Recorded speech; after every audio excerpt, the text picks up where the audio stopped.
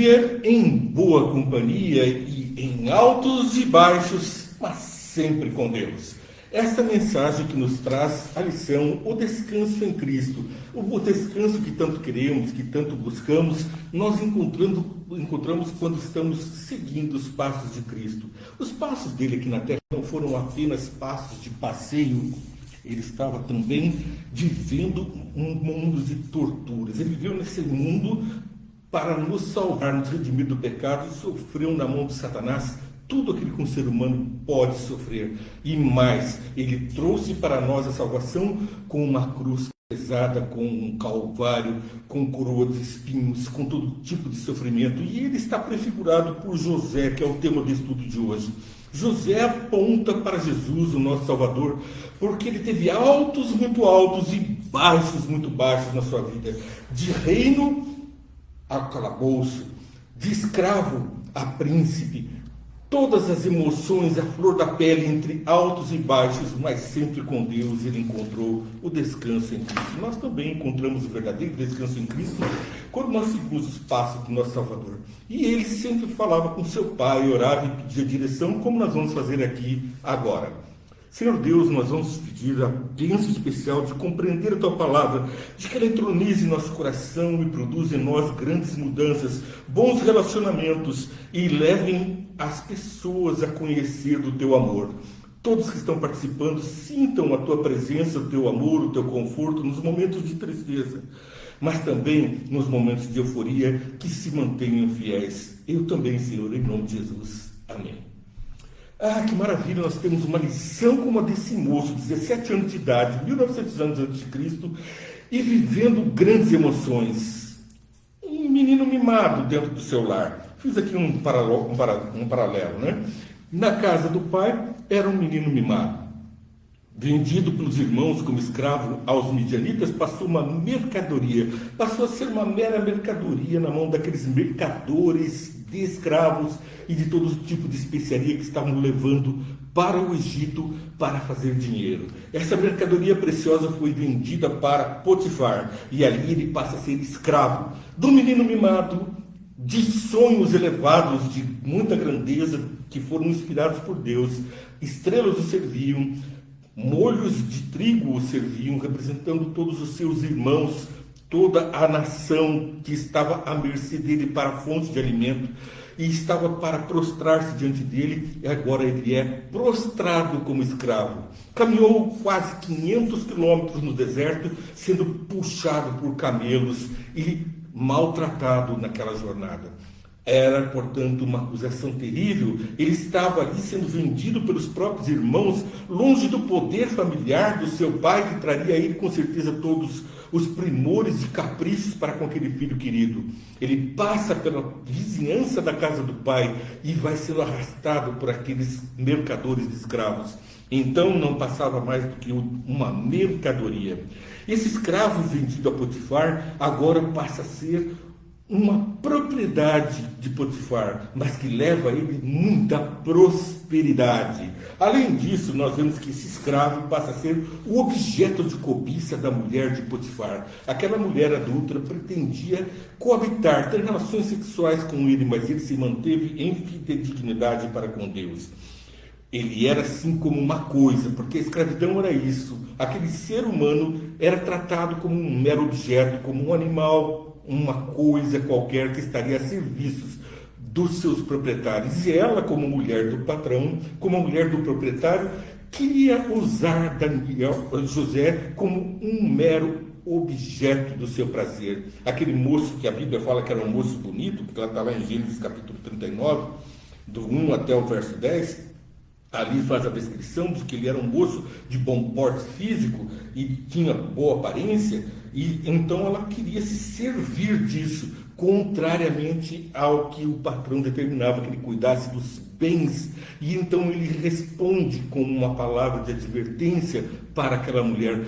Muitas vezes, durante muito tempo, muitos dias, ela veio com aquela sedução, mas ele se manteve fiel até que ela inventou uma acusação, um crime contra ele. Ela fez uma comunicação falsa de crime.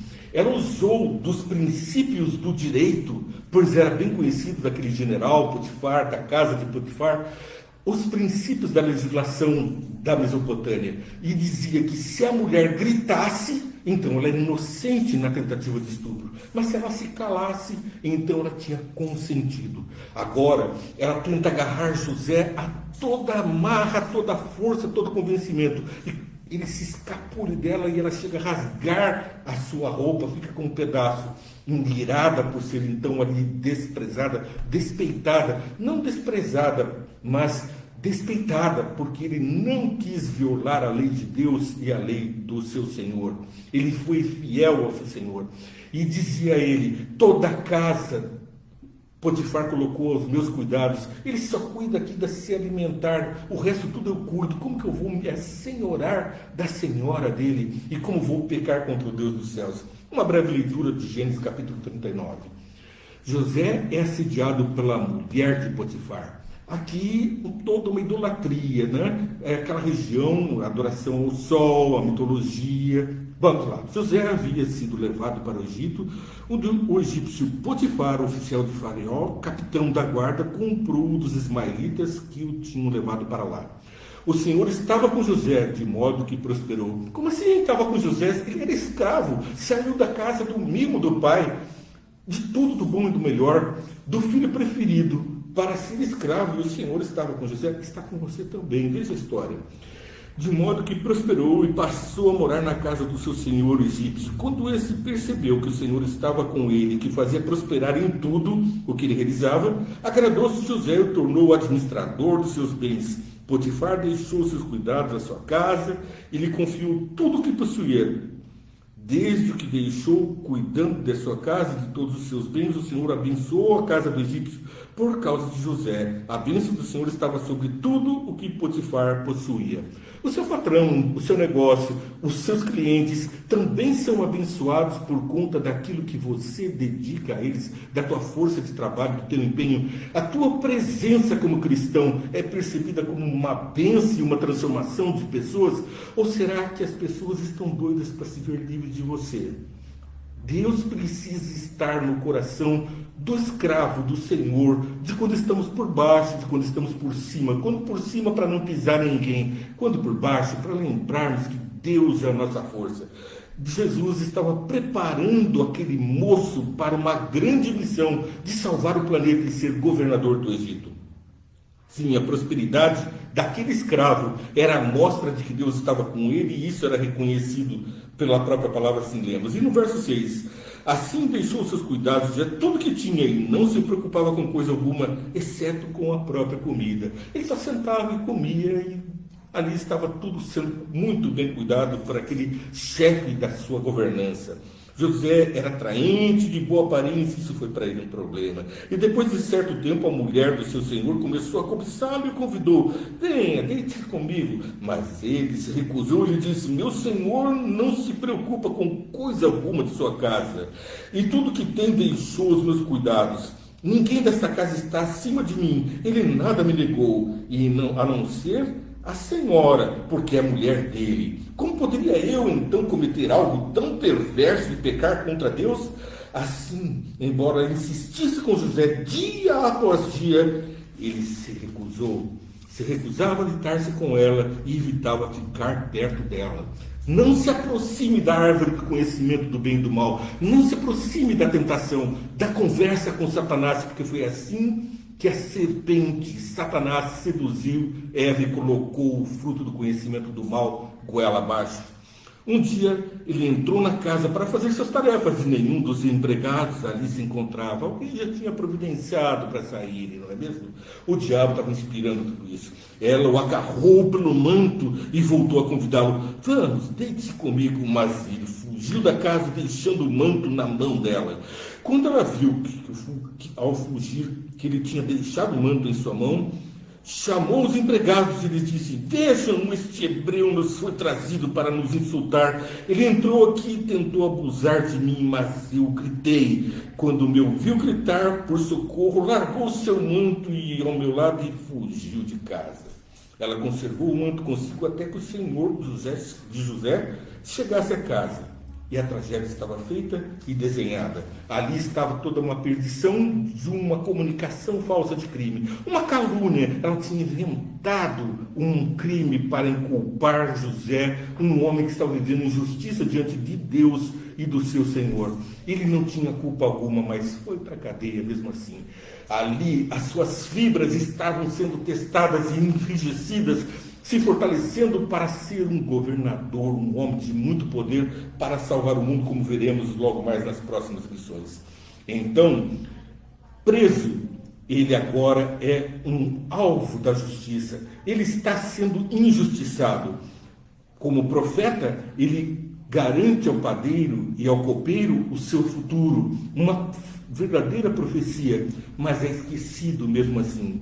Depois, como profeta, ele é levado diante do rei do Egito, com uma solução para o sonho e para a fome do mundo, que iria passar por 7 anos de grande amargura, antes 7 anos de fartura, e a providência foi que aquele homem bem preparado salvou a humanidade de uma fome terrível. A prosperidade, portanto, veio ao Egito, assim como veio à casa de Potifar, assim como José era abençoado na sua casa paterna, em cada lugar que ele passou deixou bênçãos, até nas 20 moedas de prata que ele deixou no bolso dos seus irmãos, e depois de como ele tratou esses irmãos.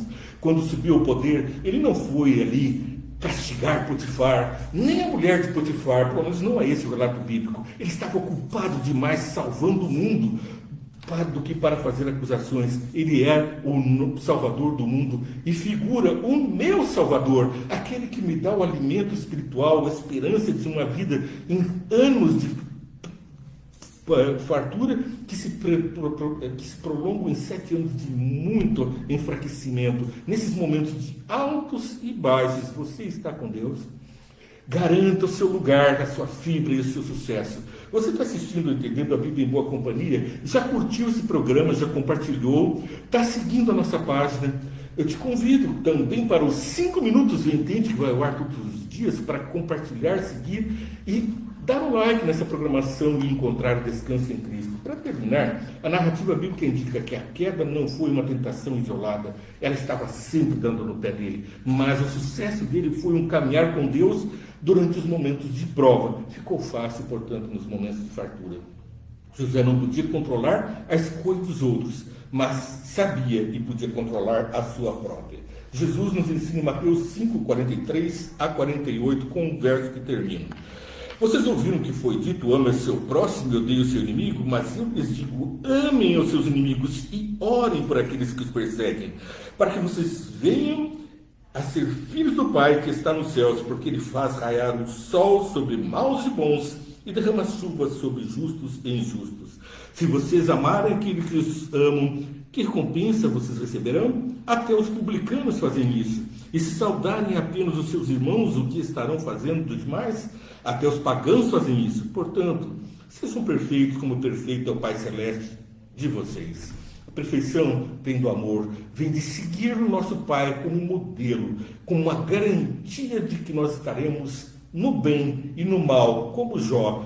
Ele deu e ele tirou, mas eu louvo ao nosso Deus. Que Deus te abençoe e vá lá, curta, compartilha e toca o sininho. Vamos botar a boca no trombone e compartilhar a mensagem do Senhor.